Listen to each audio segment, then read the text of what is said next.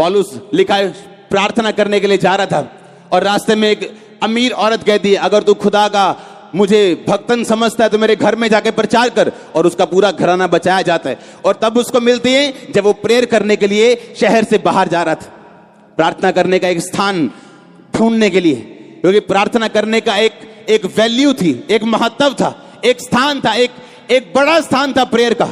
ये नहीं सब काम पूरे हो गए, कुकर में दाल रखी, हाँ, और याद है अभी 2 सीटी हो गई, 3 हो गई, 4 हो गई, और साथ में प्रेयर भी धोखा भी दे रहे खुदा को, साथ में धोखा भी चल रहा है, साथ में कुकर की सीटियां 6 हो गई, 7 हो गई, अलाई ये कुकर दो कुड़िए दाल ला दे, हो गया 7 सीटियां। कौन सी प्रेयर है ये? कौन सी प्रेयर है ये? मेरे बच्चे जानते जब रात को पापा ने प्रार्थना करना है पीछे नहीं जाना है।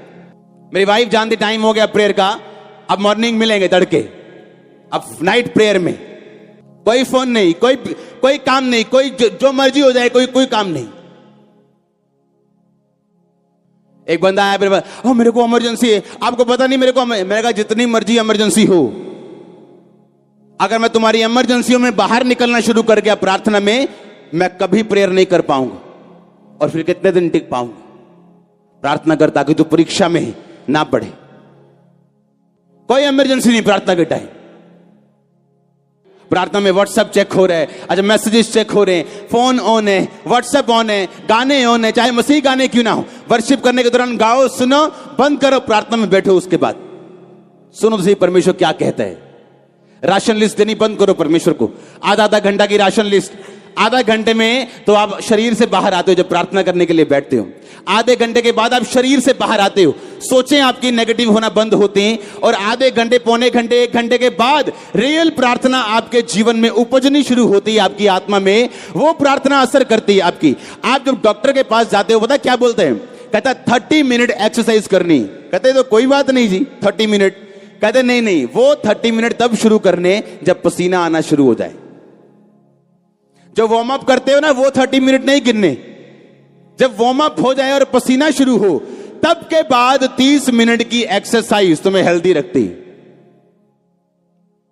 समझ आई कि नहीं? अरे जो आप बैठते हो ना प्रेयर में, अभी तो आपके दिमाग में संसारिक बातें नहीं जा रही। आपके पड़ोसी ने क्या कहा, दुश्मन ने क्या कहा, किसी ने आपके बारे में क्या कहा, अभी तो वही दिमाग से नहीं निकला, और आपकी प्रार्थना खत्म हो गई शुरू होने से पहले। फिर कहना है असर नहीं होया एक्सरसाइज, पता नहीं मोटे दे मोटे ही। अरे भाई असर होगा जब राइट वे के साथ करोगे। आमीन। जब वार्म अप करोगे, पसीना शुरू होगा, तब की आधा घंटा एक्सरसाइज आपके शरीर को लगती। आप जब प्रेयर में बैठते हो, आधे घंटे में राशन लिस्ट सारी देते हो, और जब शरीर से बाहर आने का टाइम होता है, आपकी आमीन हो जाती। बोलो क्या असर करेगी प्रेयर? क्या असर करेगी? आप जब प्रेयर में बैठते हो, अगर आप सीरियस हो प्रेयर में, 1 घंटा तो अभी हेलो हाय करने में निकलेगा आपका, उसके बाद थोड़ी बातें शुरू होंगी। आमीन। और जब ऐसी प्रार्थना करनी आदत पड़ जाएगी ना, आपको रिजल्ट लेने की आदत पड़ जाएगी, आपकी लाइफ डिफरेंट होगी, वो नजर भी आएगी, अलग होगी। मैंने कहा वो लाइफ अलग नजर आएगी आपकी ब्लेसिंग अलग होगी। हाँ, ब्लेसिंग अलग होगी आपके लोगों से। वो स्ट्रगल जो लोग करते आप नहीं करेंगे उसे। आधा घंटे में तो भी हेलो हाय नहीं शुरू होती, आप शरीर से बाहर आना शुरू होते हो, गंदी बातें आपके दिमाग से जानी शुरू होती, व्यभिचार की बातें खत्म होनी शुरू होती, आप बैठते हो और सब तरह के विचार आपके दिमाग से निकलने शुरू होते हैं, और तब जाके आप वार्म अप होते हो आत्मा में, और तब प्रेयर आप बंद कर देते। कुछ तो सोच रहे हम तो वार्म अप भी नहीं करते। हाँ, इधर घंटा भी नहीं करी थी, इधर आगे भी गल्लां दसी जाती। मैंने प्रभु को पूछना रोज कि परमेश्वर क्यों मेरा हल नहीं करता तू?